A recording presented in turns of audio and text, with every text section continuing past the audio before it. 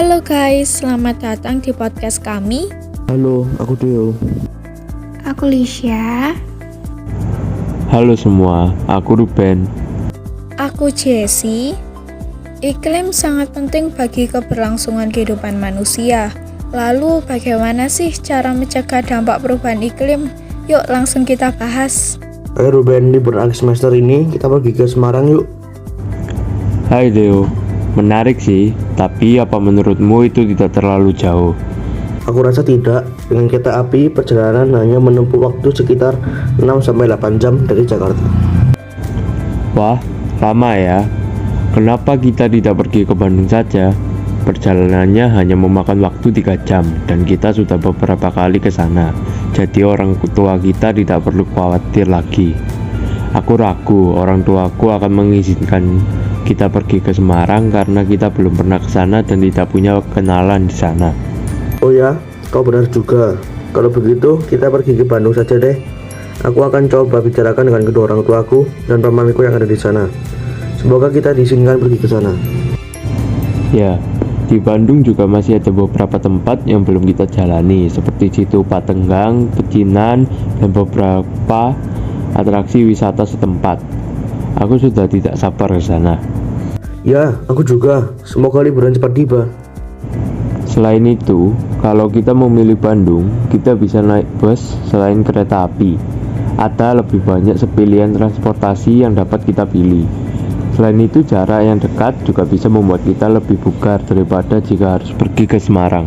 Ya, kau ada benernya juga. Aku juga baru ingat, liburan tahun baru ini, pamanku sempat berencana untuk mengadakan acara syukuran di rumahnya dengan pesta taman. Kalau kita pergi ke sana, kita pasti bisa mengikuti pesta itu. Wah, aku jadi tidak sabar pergi ke sana.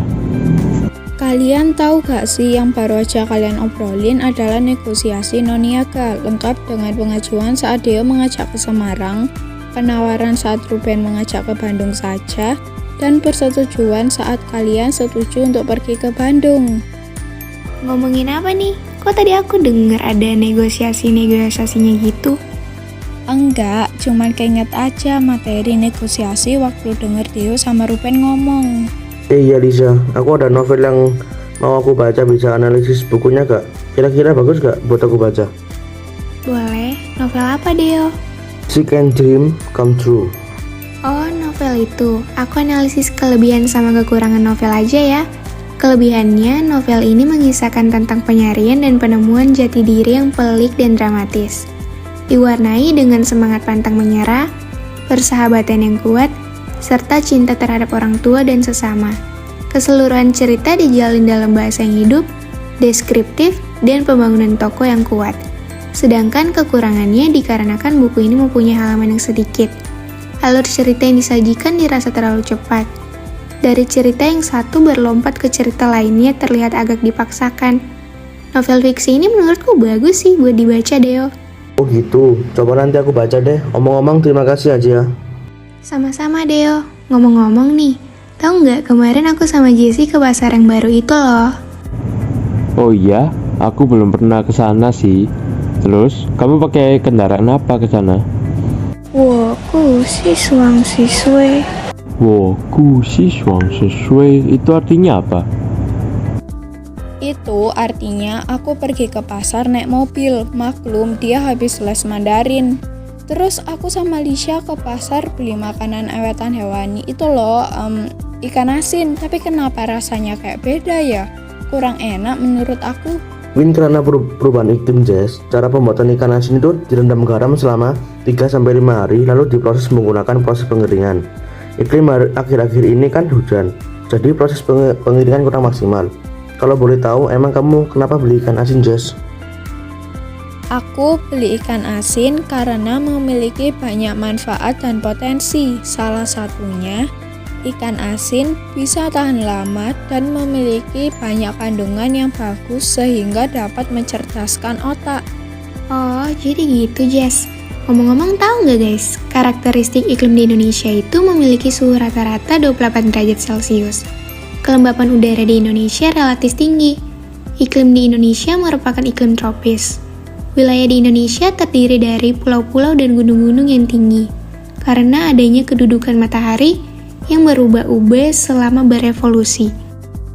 Jadi, karena karakteristik itu, iklim memiliki pengaruh di kehidupan kita seperti dapat mempengaruhi kegiatan perindustrian dan perekonomian, dapat mempengaruhi budidaya ternak dan perikanan.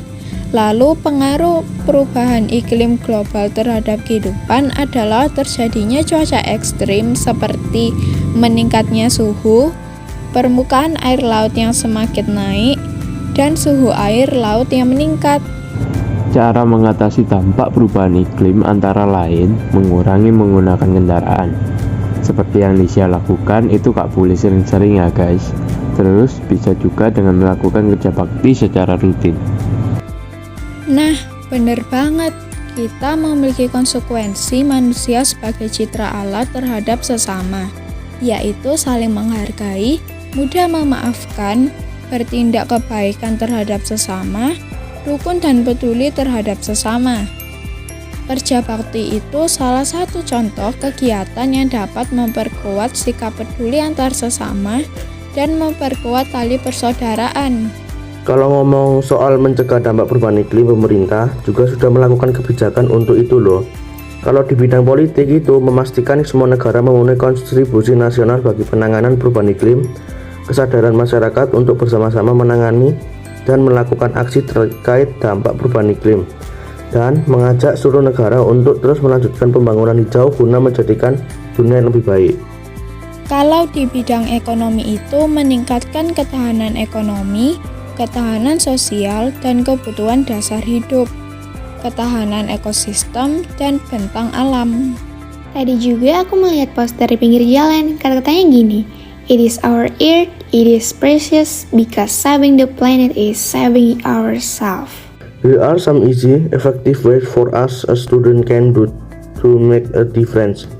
Reduce food and water waste. If we're wasting less food, we're like cutting down on energy consumption, and since livestock product among the most resource-intensive to product, eating meat-free meals can make a big difference too. The point is less energy used to save our planet. Iya, kira-kira apa ya persamaan peradaban awal dunia sama masa sekarang? Kayaknya gak ada deh. Ada dong, nih aku jelasin. Persamaan peradaban awal dunia dan masa kini bisa dilihat dari Indonesia, yaitu bangunan yang ada seperti museum dan gedung terinspirasi dari peradaban Yunani. Dan contoh lainnya adalah tulisan Latin yang kita gunakan sehari-hari, merupakan dari peradaban Mesir. Oke Ruben, terima kasih atas infonya. Jadi guys, itu tadi pembahasan tentang mencegah dampak perubahan iklim. Segini dulu pembahasan kami. Jangan lupa like, share, dan subscribe ya. See you di podcast selanjutnya.